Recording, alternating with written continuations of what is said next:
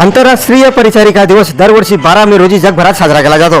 हा दिवस आधुनिक परिचारिका शास्त्राच्या जनक फ्लोरेन्स नाइटिंगेल यांच्या जयंतीनिमित्त त्यांना समर्पित आहे। 1820 मध्ये इटलीतील फ्लोरेन्स शहरात त्यांचा जन्म झाला।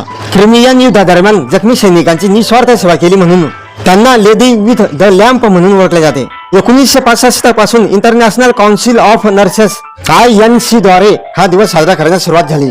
भारतात या दिवशी राष्ट्रपतींच्या हस्ते उत्कृष्ट सेवा देणाऱ्या परिचारिकांना राष्ट्रीय फ्लोरेन्स नाइटिंगेल पुरस्कार देऊन गौरवण्यात येते।